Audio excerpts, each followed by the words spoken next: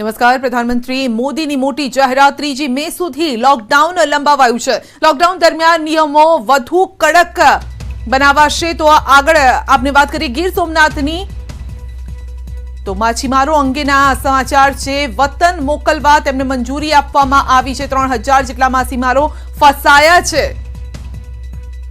વણાકબારામાં માછીમારો ફસાયા છે અને તેમને લઈને આ મહત્વના સમાચાર છે.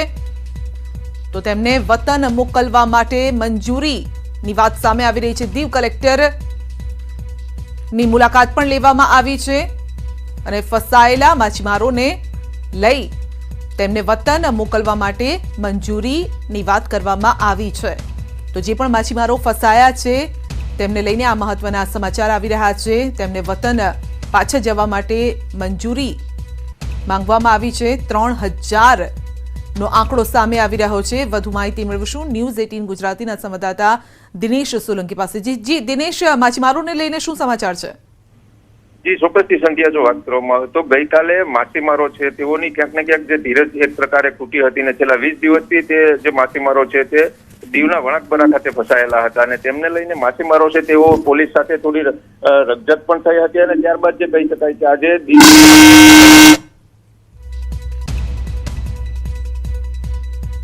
તો આપનો આભાર દિનેશ, અમારી સાથે જોડાવા બદલ.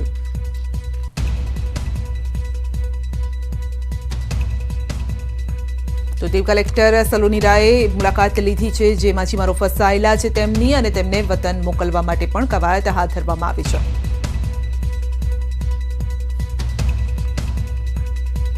દાહોદમાં કોરોનાના 2 પોઝિટિવ કેસ સામે આવ્યા છે. આરોગ્ય કર્મચારીનો રિપોર્ટ પોઝિટિવ આવ્યો છે. બાળકીના સંપર્કમાં આવ્યો હતો.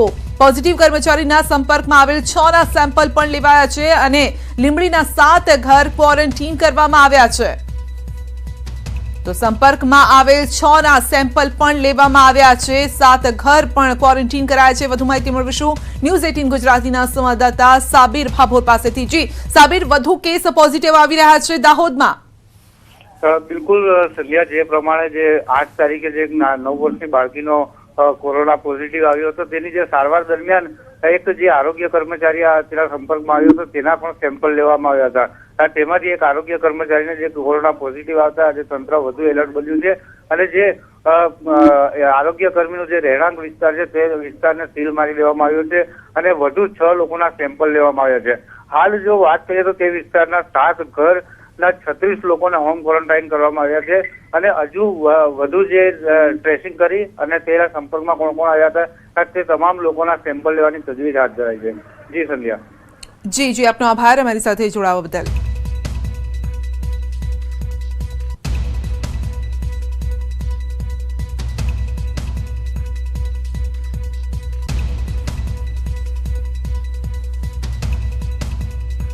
તો મોરબીમાં શંકાસ્પદ લક્ષણો વચ્ચે એક મહત્વપૂર્ણ સમાચાર આવી રહ્યા છે. સાંજે આવશે બાળકનો રિપોર્ટ.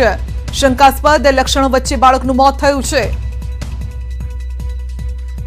તો હજુ રિપોર્ટ નથી આવ્યો તે પહેલા જ બાળકનું મોત થયું છે અને આજે સાંજે તે બાળકનો રિપોર્ટ પણ આવશે, પરંતુ તે પહેલા જ બાળકનું મોત થયું છે. ગઈકાલે આઇસોલેશનમાં તેને રાખવામાં આવ્યો હતો બાળકને અને આજે તેનું મોત થયું છે. તો મોરબીથી આ સમાચાર છે, જ્યાં શંકાસ્પદ લક્ષણો જણાતા બાળકને આઇસોલેશન વોર્ડમાં રાખવામાં આવ્યો હતો, પરંતુ રિપોર્ટ પણ તેના કઢાવવામાં આવ્યા હતા. સેમ્પલ્સ મોકલવામાં આવ્યા હતા લેબમાં. આજે સાંજે તેનો રિપોર્ટ આવશે, પરંતુ રિપોર્ટ આવે તે પહેલા જ બાળકનું મોત નીપજ્યું છે. શું તે બાળકને બીજી કોઈ બીમારી હતી કે પછી ખરેખર કોરોનાના કારણે જ તેનું મોત થયું છે? આ અંગે અત્યારે વધારે કંઈ કહી શકાય તે નથી, પરંતુ સાંજે જ્યારે રિપોર્ટ આવશે ત્યારે જ ખ્યાલ આવશે.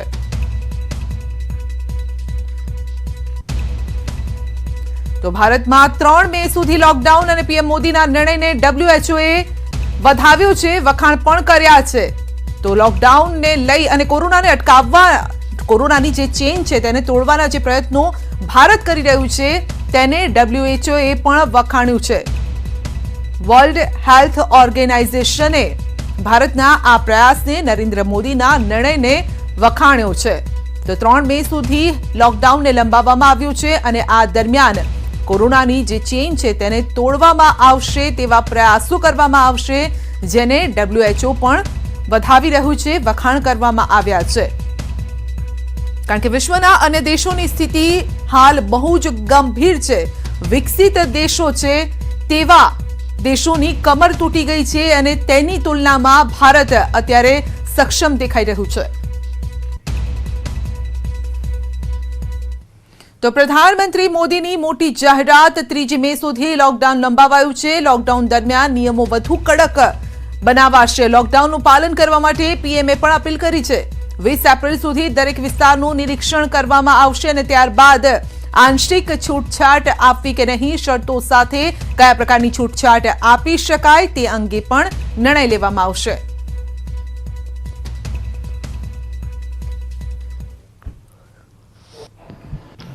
लॉकडाउन को बढ़ाने का फैसला कर चुके हैं.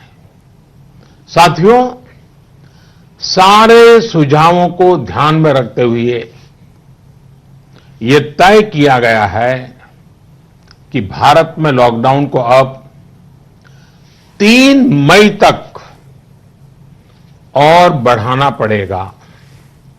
यानी 3 मई तक हम सभी को, हर देशवासी को लॉकडाउन में ही रहना होगा.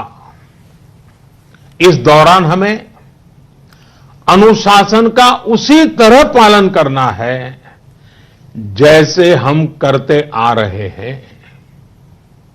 जिनके हॉटस्पॉट में बदलने की आशंका भी कम होगी, वहां पर 20 अप्रैल से कुछ जरूरी गतिविधियों की अनुमति, छूटछाट दी जा सकती है. लेकिन याद रखिए, ये अनुमति सशर्त होगी. बाहर निकलने के नियम बहुत सख्त होंगे. लॉकडाउन के नियम अगर टूटते हैं और कोरोना का पैर हमारे इलाके में पड़ता है तो सारी अनुमति तुरंत वापस ले ली जाएगी. 7 बातों में आपका साथ. पहली बात, अपने घर के बुजुर्गों का विशेष ध्यान रखें. विशेषकर ऐसे व्यक्ति जिन्हें पुरानी बीमारी हो, उनकी हमें एक्स्ट्रा केयर करनी है. उन्हें कोरोना से बहुत बचाकर रखना है. दूसरी बात, लॉकडाउन और सोशल डिस्टेंसिंग की लक्ष्मण रेखा का पूरी तरह पालन करें. घर में बने फेस कवर या मास्क का, और वो भी घर में बने हुए, उनका अनिवार्य रूप से उपयोग करें. तीसरी बात, अपनी इम्यूनिटी बढ़ाने के लिए आयुष मंत्रालय द्वारा जो निर्देश दिए गए हैं, उसका अगर हम पालन करें, गर्म पानी है, काढ़ा है, इनका निरंतर सेवन करें. चौथी बात, कोरोना संक्रमण का फैलाव रोकने में मदद करने के लिए Aarogya Setu mobile app, Aarogya Setu mobile app जरूर डाउनलोड करें. दूसरों को भी इस ऐप को डाउनलोड करने के लिए प्रेरित करें. पांचवी बात, जितना हो सके उतने गरीब परिवार की देखरेख करें, उनके भोजन की आवश्यकता पूरी करें. छठी बात, आप अपने व्यवसाय, अपने उद्योग में अपने साथ काम करे लोगों के प्रति संवेदना रखें. किसी को नौकरी से न निकालें. सातवीं बात, देश के कोरोना योद्धाओं, हमारे डॉक्टर, नर्सेस, सफाई कर्मी, पुलिसकर्मी, ऐसे सभी लोगों का हम सम्मान करें, आदर पूर्वक उनका गौरव करें। તો અમૂલના એમડી આર એસ સોઢી પણ આપણી સાથે જોડાઈ ગયા છે અને તેમની સાથે જ આપણે વધુ વાતચીત કરીશું કે આવનારા 19 દિવસ માટે અમૂલ કઈ રીતે તૈયાર છે। જી સોઢીજી, આપનું સ્વાગત છે। છેલ્લા 21 દિવસમાં અમે જોયું છે કે ના દૂધની કોઈ પ્રોબ્લેમ આવ્યો છે, દૂધના સપ્લાયમાં, ના દૂધની કોઈ પણ પ્રોડક્ટના સપ્લાયમાં કોઈ પણ જાતનો પ્રોબ્લેમ નથી આવ્યો। આવનારા 19 દિવસ માટે કઈ રીતે તૈયાર છે અમૂલ? देखिए संध्या जी, ये जो अभी दूध में कोई प्रॉब्लम नहीं आई, इसके लिए मैं धन्यवाद देना चाहूंगा। सबसे पहले तो हमारे सरकार का, गुजरात सरकार का और बाकी स्टेट्स की, उन्होंने पूरा कोऑपरेशन दिया। उसके बाद हमारे ये जो कार्यकर्ता है, हमारे जो वर्कर्स हैं, चाहे वो ड्राइवर हैं, चाहे क्लीनर है, चाहे पैकिंग वाले, सभी ने रिस्क लिया, अपने घर से बाहर निकल के ये पूरा काम कर रहे हैं। आज सेफ्टी मेजर ले रहे हैं। तो आज की तारीख में हमारा जो अभी हम तकरीबन 260 लाख लीटर रोज दूध का रिक्वायरमेंट कर रहे हैं। 210 लाख लीटर गुजरात से और 50 लाख लीटर गुजरात के बाद, चाहे वो महाराष्ट्र हो, राजस्थान हो, हरियाणा हो, एमपी हो, वेस्ट बंगाल हो, पंजाब हो, वहां से आ रहा है। और दूध का प्रिक्योरमेंट में कोई प्रॉब्लम नहीं, पूरी सेफ्टी मेजर रख के दूध हमारे सैनिटाइज टैंकर में कलेक्ट होके हमारे 82 डेयरी प्लांट में आ रहा है और वहां से हम दूध पैक करके भारत के 1000 शहरों में, गुजरात, दिल्ली, बॉम्बे, कलकत्ता, सब जगह जा रहा है। और अभी पूरे सिस्टम इन प्लेस है, कहीं पे कोई दिक्कत नहीं आ रही। हमको ये देखना पड़ता है कि कोई शहर में 2 घंटे, कोई 4 घंटे, कहीं 6 घंटे का जो रियायत मिलती है एसेंशियल सर्विस में, उसमें दूध का डिस्ट्रीब्यूशन करना पड़ता है। और हमारे जो तकरीबन 2 लाख रिटेलर्स हैं, उनकी मदद से हम दूध और दूध की बाकी पैदाइश पूरी अवेलेबल करा रहे हैं। और मैं ये एश्योरेंस देना चाहता हूँ सब हमारे किसान भाइयों को भी और कस्टमर्स को भी, दूध का प्रोक्योरमेंट पूरा जारी रहेगा बाकी 19 दिनों में, बिना किसी दिक्कत के, बिना किसी रुकावट के। और दूध, दही, छाछ वगैरह सब हमारे कस्टमर्स को मिलता रहेगा बिना किसी दिक्कत।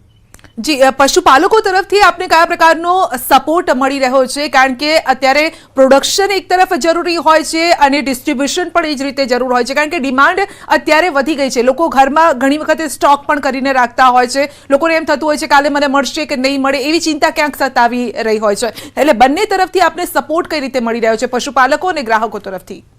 देखिए, पशुपालकों की तरफ से सबसे बड़ा सपोर्ट ये मिल रहा है कि वो इन सब प्रॉब्लम में भी आके दूध का पूरा उसका धो के उसको अपने पास की मंडली तक लाके पूरी सोशल डिस्टेंसिंग मेंटेन कर रहे हैं, पूरा हैंड वॉश करके, मास्क लगा के हमारे जो मंडली है वहां के दूध दे रहे हैं। और दूध के प्रोडक्शन में कोई प्रॉब्लम नहीं आई। 260 लाख लीटर दूध आ रहा है, उसमें से तकरीबन 140 लाख ही हम पैक करते हैं। बाकी दूध जो दूध के प्रोडक्ट बनाने में या स्किम मिल्क पाउडर बनाने में जा रहा है। और जो हमारे कस्टमर्स है उनको भी अब पता चल गया कि पैनिक बाइंग की जरूरत नहीं है, दूध हर रोज मिलेगा, तो वो अभी लोग जरूरत अनुसार ही खरीद रहे हैं।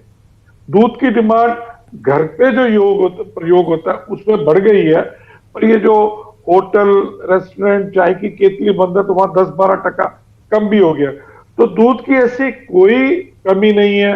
हमको ऐसा कोई प्रकार कहीं से भी कोई ऐसी कंप्लेंट नहीं आ रही कि दूध नहीं मिल रहा। हाँ, वो टाइम कम है, उस दौरान में ही सबको खरीदना पड़ता है। पर दूध की ना प्रोक्योरमेंट में, ना प्रोसेसिंग में, ना डिस्ट्रीब्यूशन में कोई भी प्रॉब्लम कहीं से नहीं आ रही। जी, सोढ़ी से आपसे ये भी जानना चाहेंगे किसी प्रकार का कोई लॉस यहाँ पर दिख रहा है? क्योंकि आप जिस तरह से बता रहे हैं कि होटल, रेस्टोरेंट, वहां पर जहां पे यूज होता था, चाहे पनीर हो, दही हो, बटर मिल्क हो, क्योंकि चाय की किटली भी अभी तो बंद हो गई है, तो वहां पे कहीं पर आपको लॉस कहीं पर है? हाँ, 10-12% का वहां पे हमको सेल लॉस हुआ है। और हमारा जैसे पनीर की सेल तो डबल हो गई है, लोग घर पे बैठे बैठे नए नए रेसिपीज बना रहे हैं। चीज की सेल बढ़ गई है, घी की सेल बढ़ गई है, टेट्रा पैक मिल्क की 50% बढ़ गई है। तो कई प्रोडक्ट्स की सेल तो बहुत बढ़ गई है, पर कई प्रोडक्ट्स की सेल बहुत कम हो गई। जैसे आइसक्रीम है, हालांकि आइसक्रीम खाने से कुछ नुकसान नहीं, कुछ नहीं है, पर कम पीरियड आइसक्रीम की सेल में 90% की कमी आ गई है। पर धीरे धीरे लोगों को पता चल रहा है कि आइसक्रीम भी सेफ है, कोरोना के प्रति बिल्कुल सेफ है, इम्यूनिटी बढ़ाता है। तो उसका भी अभी अभी हमने देखा कि लोग ज्यादा खरीद रहे हैं, ज्यादा कंजम्पशन कर रहे हैं। तो अभी बाकी प्रोडक्ट्स की सेल बढ़ रही है, पर एज सच अमूल को कोई प्रॉब्लम नहीं आ रही। वर्कर्स कम आते हैं सोशल डिस्टेंसिंग करने, पर वो हम मैनेज कर रहे हैं।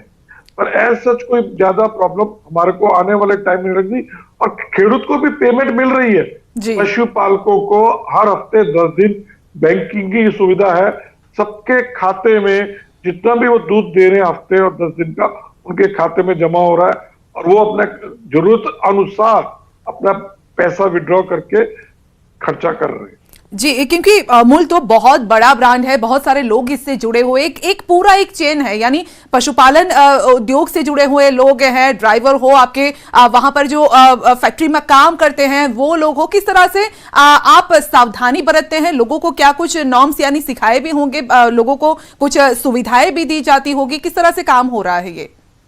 देखिए, सेफ्टी पॉइंट ऑफ व्यू से सबसे पहले हमको ये देखना है कि गांव में पशुपालक जो आ रहा है वो पूरा सेफ्टी रख रहा है। तो उसको जब वो मंडली में आते हैं तो सोशल डिस्टेंसिंग के हिसाब से उनको 2-2 मीटर रख के ही जो लाइन होती है, जो क्यू होती है, वो रखी जाती है। मंडली में घुसने से पहले उनको हैंड वॉश करवाए जाते हैं, मास्क लगवाया जाता है और तभी दूध लिया जाता है।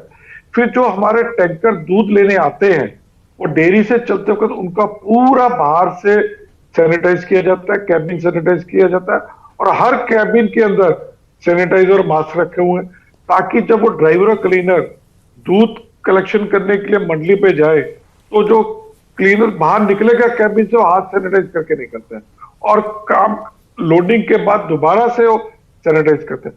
और जब ये टैंकर डेयरी प्लांट में वापस आता है तो डेयरी प्लांट में गेट में घुसने से पहले उसको पूरा बाहर से वॉश करके सैनिटाइज किया जाता है, कैबिन को भी और पूरे टैंकर को।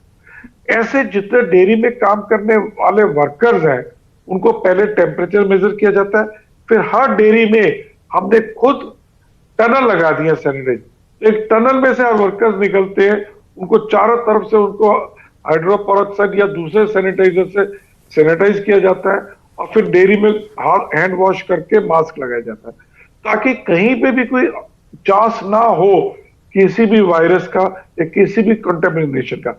ऐसे जब दूध पैक होके मार्केट्स में जाता है, 10,000 ट्रक होते हैं जिसमें रोज दूध पैक होके मार्केट्स में जाता है, उनका भी लोडिंग से पहले कैबिन का इनसाइड और बाहर से सैनिटाइजेशन होता है, ताकि कहीं पे भी हमारा कोई अपॉर्चुनिटी ना मिले वायरस का, कंटेमिनेशन का। और मैं श्योर देना चाहता हूं कि दूध और दूध के प्रोडक्ट जो अमूल के हैं पूरे सेफ हैं, पूरे सैनिटाइज होके मार्केट में जा रहे हैं। जी, आखिरी सवाल सोडी जी, आने वाले 19 जो दिन है उसमें ग्राहकों को कौन सी चीजों का ध्यान रखना है, यानी स्टॉक नहीं करना है पूरा, यानी आपके पास पूरी मात्रा में दूध और दूध की प्रोडक्ट है अमूल के पास?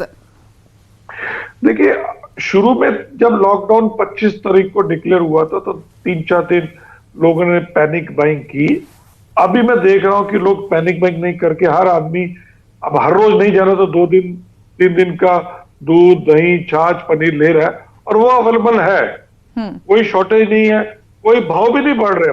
मैं ये भी कहूंगा जो एमआरपी है वही दीजिए और प्रोडक्ट्स लाके बाहर रख के उसको घर के बाहर रख के उसको सैनिटाइज कीजिए या उसको क्लीन कीजिए। उसमें प्रॉपर आपको एहतियात बरतनी है कि कोई रास्ते में कोई उसमें कंटेमिनेशन ना हो जाए। जी जी, सोडी जी, शुक्रिया हमारे साथ जुड़ने के लिए। તો અમૂલનું અમૂલ ખૂબ જ આશ્વસ્ત છે અને આપને પણ આશ્વસ્ત કરી રહ્યું છે, પ્રોડક્ટના ભાવ બિલકુલ નથી વધેલા। જો આપની પાસેથી કોઈ વધારે ભાવ લે છે તો આપે વધારે ભાવ નથી આપવાના અને બિલકુલ આપના ઘરે જે દૂધ આવે છે, દૂધની પ્રોડક્ટ પણ આવે છે, તે પેકિંગમાં જે આવે છે બિલકુલ સેનિટાઈઝ થઈને આવે છે અને આવનારા 19 દિવસ માટે પણ પૂરતો સ્ટોક હશે, એટલે આપે પણ તેને ઘરમાં સ્ટોક કરીને નથી રાખવાનું, 2-3 દિવસે તમે લઈ શકો છો। તો બુલેટિનમાં આગળ વધીશું નાનકડા બ્રેક બાદ। બનાસકાંઠાથી રાહતના સમાચાર આવી રહ્યા છે। બાળકના સંપર્કમાં આવેલા તમામ રિપોર્ટ નેગેટિવ આવ્યા છે। જી હા, જે લોકોના રિપોર્ટ કરવામાં આવ્યા હતા, જે બાળકના સંપર્કમાં આવ્યા હતા તે તમામના રિપોર્ટ નેગેટિવ આવ્યા છે। બાળકનો રિપોર્ટ પોઝિટિવ આવ્યો હતો અને ત્યારબાદ તેના સંપર્કમાં આવેલા તમામ લોકોના રિપોર્ટ કરાવવામાં આવ્યા છે, જેમના રિપોર્ટ નેગેટિવ આવ્યા છે. એટલે એક રાહતના સમાચાર ગણી શકાય. તો બાળકનો રિપોર્ટ પોઝિટિવ આવ્યા બાદ પરિવારમાં પણ ક્યાંક ચિંતા હતી અને તેના પરિવારજનોના રિપોર્ટ કરાવવામાં આવ્યા હતા, સેમ્પલ મોકલવામાં આવ્યા હતા અને ત્યારબાદ હવે જ્યારે રિપોર્ટ આવ્યા છે ત્યારે પરિવારે પણ અને તેની સાથે જોડાયેલા સ્વાસ્થ્ય જે કર્મચારીઓ છે તેમણે પણ રાહત અનુભવી છે, કારણ કે જે પરિવારના જેટલા લોકોના સભ્યોના રિપોર્ટ કરાવવામાં આવ્યા હતા તેના રિપોર્ટ નેગેટિવ આવ્યા છે.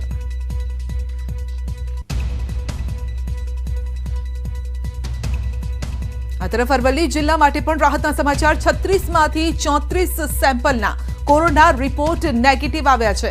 2 સેમ્પલ રિજેક્ટ થતા ફરીથી તેને લેબમાં મોકલવામાં આવશે. ભીલવાડાના 6 લોકોનો રિપોર્ટ નેગેટિવ આવતા હાશકારો અનુભવ્યો છે.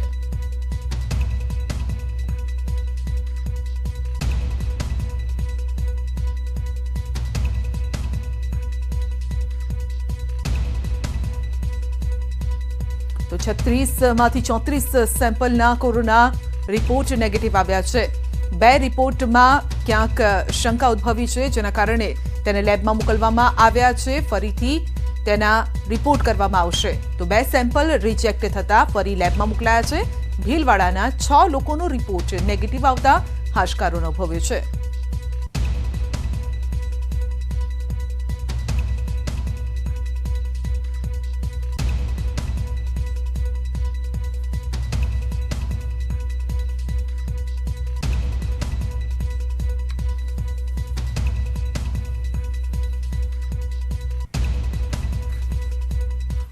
ચેમ્બર ઓફ કોમર્સના એગ્રો કમિટીના લોકડાઉનને લઈ અને તેમણે વાત કરી છે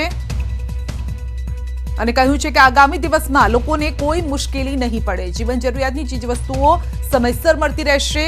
તરબૂચ અને ટેટીનું પણ સપ્લાય થશે, જેના કારણે ખેડૂતોને પણ મુશ્કેલી નહીં સર્જાય.